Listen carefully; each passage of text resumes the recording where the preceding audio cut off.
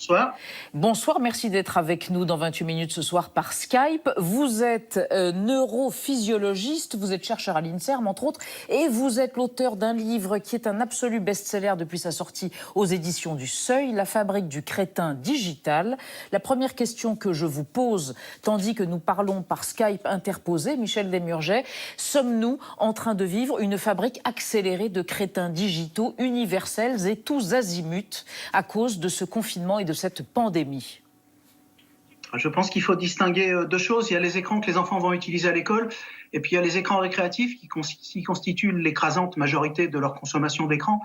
Et du fait du confinement, je vois deux problèmes potentiels. Le premier, c'est une explosion des durées.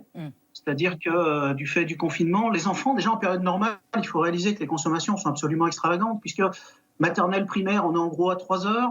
Sur le collège, on est à 5 heures, et puis les ados, on dépasse allègrement les 7 heures.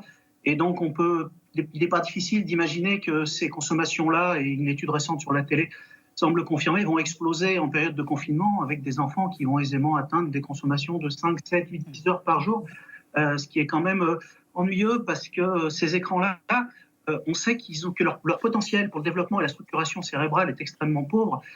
Comment dire, on n'a pas, à part mettre un enfant dans un placard, on n'a pas inventé d'activité qui soit aussi pauvre pour le développement cérebral dans l'évolution humaine. En fait, ça structure très peu et très mal le cerveau.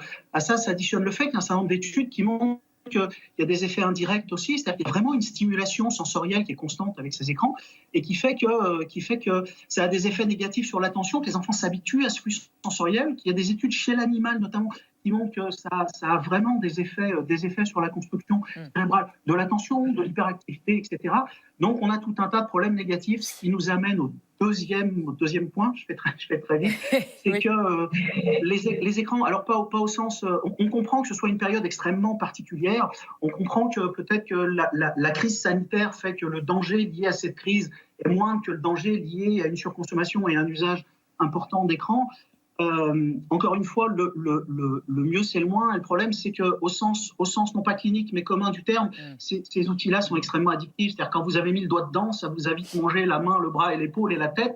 Et donc le problème, ça va être après, quand il va falloir gérer cet après-écran pour les parents. C'est ça, Michel Desmurget, c'est après et la désaccoutumance. Mais juste une question à propos des parents. Vous veniez de dire le mot parents. Pour certains parents qui font du télétravail, pour des familles monoparentales, vous savez bien que l'écran est un succédané du babysitter qui ne peut pas venir ou de la personne qui ne peut pas venir s'occuper de l'enfant. Donc comment peuvent-ils faire face à ce problème qui semble insoluble? On comprend bien, encore une fois, que la période est extrêmement compliquée, est extrêmement particulière, et que donc il y a sûrement des adaptations à mettre en œuvre, que les parents qui sont en télétravail, mais c'est pareil pour les parents qui sont dans des petits espaces. Quand on est à 3 ou 4 dans 50 mètres carrés, c'est beaucoup plus compliqué quand on a un grand appartement ou quand on a un jardin. Voilà, j'ai envie de dire que le mieux, c'est le moins. Si je peux me permettre, c'est-à-dire que voilà, on comprend bien qu'il va falloir gérer l'après et qu'il vaut mieux privilégier quand c'est possible et dans la mesure du possible des activités qui sont plus positives et moins attentatoires au développement cérébral, si j'ose dire. Je voudrais vous poser une question à propos de l'enseignement qui se fait depuis, aujourd'hui c'est le début des vacances scolaires pour une zone, la zone parisienne, mais l'enseignement se fait donc par écran.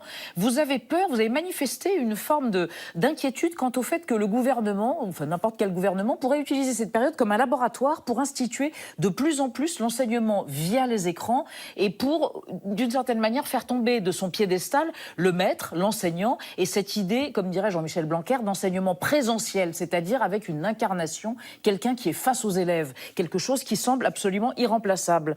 Est-ce que vous n'êtes pas trop pessimiste ou est-ce que vous pensez que ça peut être un laboratoire pour ce genre d'usage ? On commence à entendre un certain nombre de choses nous montrant que l'enseignement numérique, finalement, ça peut dans une certaine mesure se substituer au présentiel, que si c'est pas une catastrophe, c'est grâce à l'enseignement numérique. On sait un certain nombre de choses. On sait qu'un enseignant qualifié, c'est toujours mieux qu'un écran. On sait qu'un enseignant qualifié plus du numérique, c'est à peu près la même chose qu'un enseignant qualifié.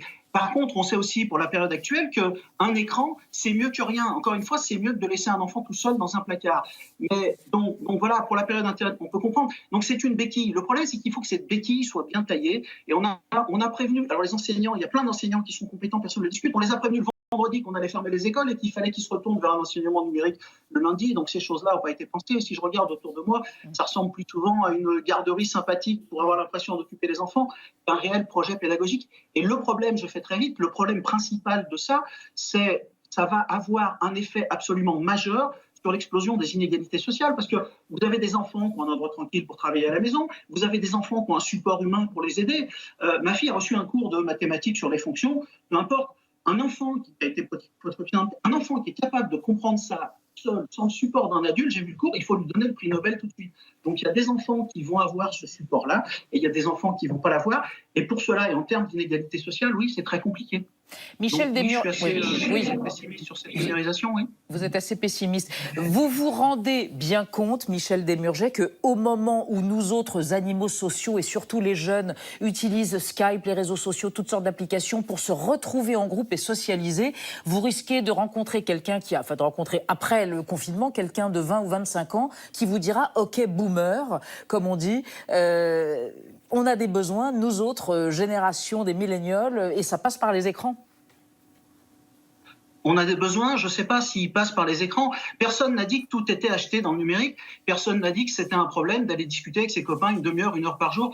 Les études montrent que, voilà, à l'adolescence, il n'y a pas d'effet négatif avéré jusqu'à une demi-heure, 1 heure par jour. Donc voilà, personne ne discute ça. Maintenant, on parle de consommation qui font 7, 8, 10 heures. On parle d'un espèce, on parle, je ne sais pas si on parle de rapports sociaux, on parle d'un espèce de cancanage sociaux où on s'envoie même plus des mots. Maintenant, on s'envoie des photos pour dire j'ai mangé, on dit qu'on a mangé, on fait une photo du truc.